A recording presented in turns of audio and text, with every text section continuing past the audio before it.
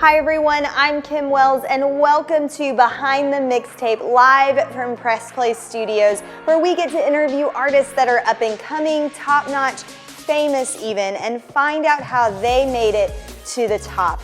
This week's series is about someone that we all know and love. He is constantly in a tracksuit.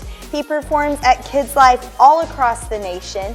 He has confidence like no other and has 2 best-selling records, The Disney Chronicles Part 1 and Part 2, and not to mention he loves everything ice cream and Propel. Join me in welcoming DJ Lane. DJ Lane, thank you for returning for a 3rd session here with us. Of course. It's awesome to have you, but we are going to kind of take a serious turn here if you don't mind. Yeah.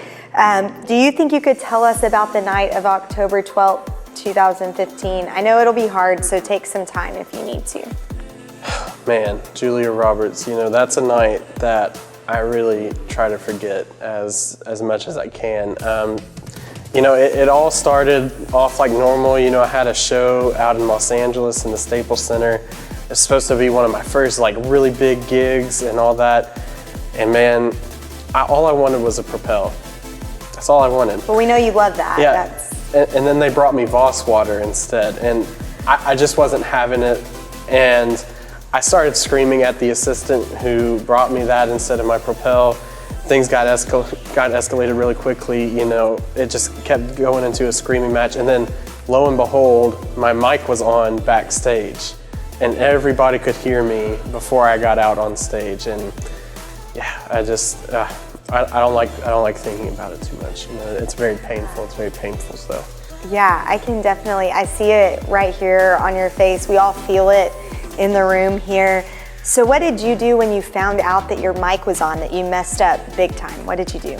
You know, I try to cover it up. I try to make it seem like, you know, oh, you know, that wasn't me. You know, that's not who I am. You know, but they knew. I mean, there's only one DJ Lane out there. So I mean, you know, they knew my voice. They could tell it was me the whole time. There wasn't really anything I could do, you know, to cover that up. So even in your cover up and in your trying, it didn't seem like it was gonna work, right? Did that even work to try and cover it up? And that was a really big mistake. No, Gwyneth Paltrow, it definitely did not. It did not work at all. See, I was trying so hard to cover it up. And then they start throwing cheesecake at me. I don't even know where they got cheesecake from. There wasn't even cheesecakes around, man. And now I can't even look at cheesecakes anymore. I can't eat them, I can't enjoy them. You know, kind of like the one you're eating right now. Oh, I'm sorry. I just was really hungry. I'll put this away. I can see it really is tearing you up there, and it's just really hard, DJ Lane, but I'm sorry. Okay, we'll keep going. How about we just keep moving on? So after that show, I mean, that's a pretty epic kind of big mess up. So after that show, how did you even come back to being this awesome DJ that we all know and love? Well, Courtney Cox Arquette, it was not an easy road to come back.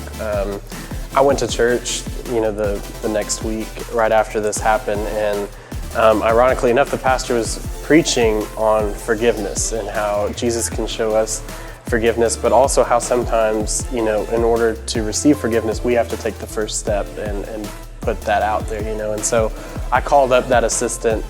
And, you know, and the funny thing is, like, you know, he wasn't really that mad, you know, like, he understood it was a misunderstanding and all that, and I didn't mean to be so mean to him. And it turns out, through all this, he actually got promoted, and he got this big promotion to where he was promoting acts around the country for different venues and things like that. So he actually got me my next really big gig, and he ended up, now he's my manager, you know, now he books everything for me. So, you know, it's a really awesome story, so. Wow, that is an awesome story. We can just see how that comes full circle. So I have one final question for our session for today. What does it feel like for you now to be forgiven? What does that feel like?